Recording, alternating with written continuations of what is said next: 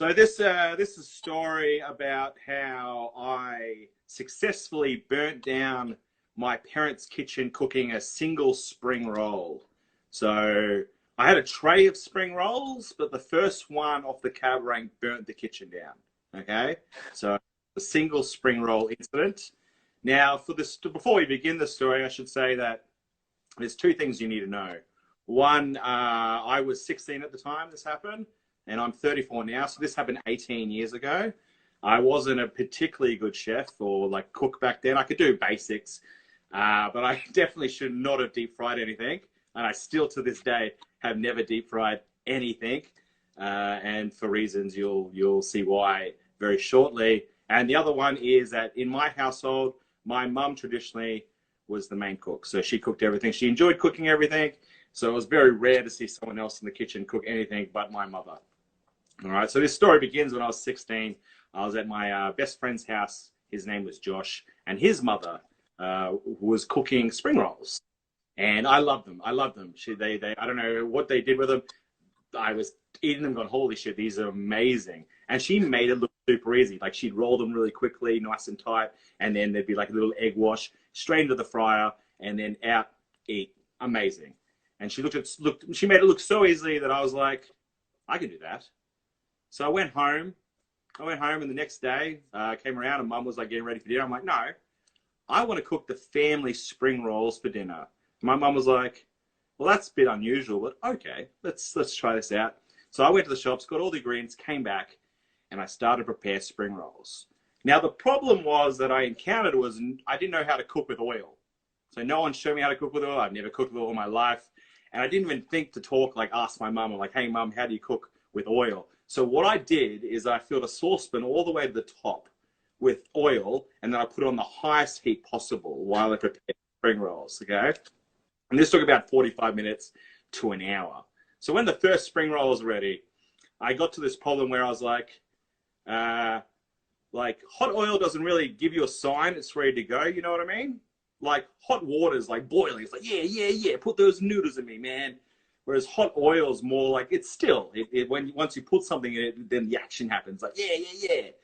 So I was like, is it ready? Is it boiling? What's going on here? So I took the first spring roll and I kind of like popped it in, and it just fucking exploded. All right. There was so much, it just fucking exploded. There was a flame about 2 meters high. I was 15, and I was not emotionally ready for this. So I was like, oh shit. And I didn't know what to do. So I'm like freaking out. There was this flame just blowing out of the saucepan. So I ran to where my parents were. They were watching the ABC News. And I looked them straight in the eye and said, I am burning the kitchen down right now. And they were like, oh, fuck. Okay, so they all had this reaction like, oh, shit. And they jumped out and we all ran back to the kitchen. But when we got back to the kitchen, to be honest, it wasn't as exciting. So the flame had gone for about 2 meters. So the initial energy had gone for about 2 meters high, and it was now burning at about 1 centimeter high. So anyone could have really dealt with this issue. It wasn't too bad. But like I realized at this age that humans make terrible decisions, like in times of panic, because we could have put like a lid on the saucepan, taken the saucepan off the stove, turned the stove off itself. We did none of that. My mum saw that like 1 centimeter high flame, and she just went, I'm calling the fire brigade. And we're like, that's a bloody good idea. You should go call the fire brigade right now. So she grabbed the phone and went outside and started calling.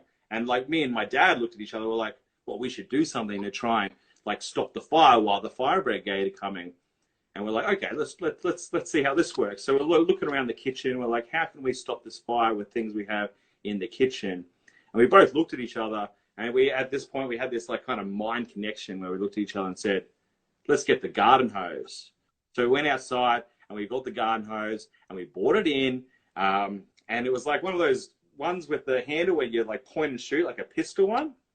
So it was my job to point and shoot. I don't know how I got that job. So I pointed the hose at the saucepan, and we held each other's hands. I don't know why we were holding each other's hands, but we did. And we counted down from 3.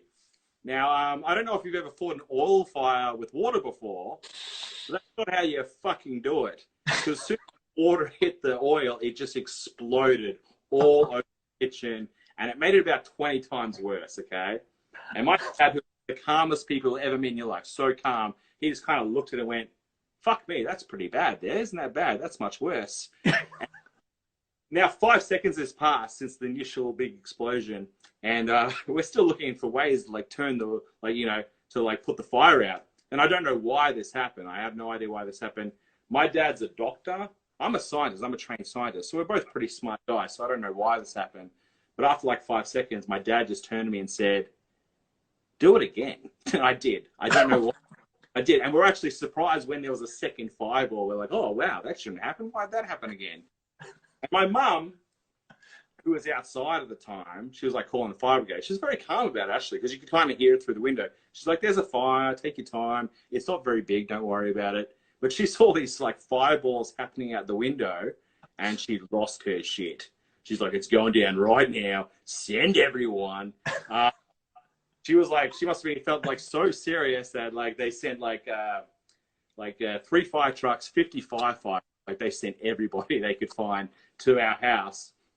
And when my mum came in, after she called the fire brigade, she was like, all right, the fire brigade is on its way. And me and Dad were like, well, we don't know what to do anymore with this fire. We tried the hose thing twice. We don't know what else to do. So Mum said, well, let's go watch the end of ABC News while the fire brigade coming. So that's what we did. We just went back into the TV room and finished watching the ABC News while the fire brigade come. And when they rocked up, it must have been so disheartening for them, like being like, because they must have thought it was like the Muhammad Ali of fires, the way my mum described it down the phone to them. But when they turned up, it was just like, you know, we were just in the TV room, like chilling, like, hey guys, take your time. It's not too bad. And the first fire brigade guy, he like walked in, saw this like 1 centimeter high flame in the saucepan on the stove, grabbed the saucepan, he walked outside, went on to put the saucepan on the grass and just put a lid on it and turned back to me and Dad and just went, that's all you have to do. That's all you have to do. And I was really embarrassed, you know. I was like 16 years old and like I just embarrassed myself in front of like 50 burly firefighters. But my dad didn't care. He like looked at that firefighter and said, oh yeah? Where the fuck were you 10 minutes ago?